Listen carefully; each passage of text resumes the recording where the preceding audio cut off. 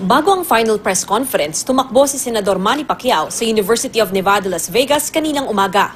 Hindi pinalampas ng pambansang kamao ang pagkakataong mag-training. Pagsapit kasi ng Webes, pahinga na siya hanggang sa mismong laban.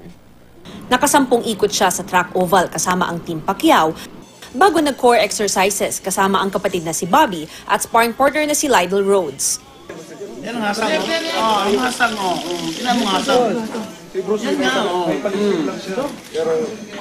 How old are you? How old are you, sir? How old are you? It's a number. Anong weight ang gusto mong makuha papasok sa... Huwag masyadong mababa, mga 146. Sakto 147 lang yun. Hindi naman po iniinda, sobrang lamig ngayon. Hindi naman kasi yung grabe yung suot ko. Doble.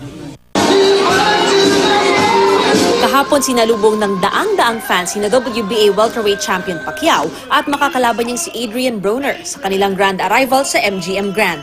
Ngayon lang ulit lalaban si Pacquiao sa Las Vegas mula noong 2016. Asaya ko because hindi ko in-expect na ganito karami yung mga tao nasa salubong. Para bang na-miss nila ako for how many years na hindi ako lumaban dito. Ang makakalaban niyang si Adrian Broner, dumating na tagtad ng diamante ang suot. Di gaya ng mga nakaraang interview na maaanghang ang mga salita niya, humble si Broner. You seem to be enjoying being the underdog in this fight. Why is that? Because I know the talent God gave me, and I'm confident in myself. What can you say to everybody who's saying that this is just prelude to Mayweather-Pacquiao?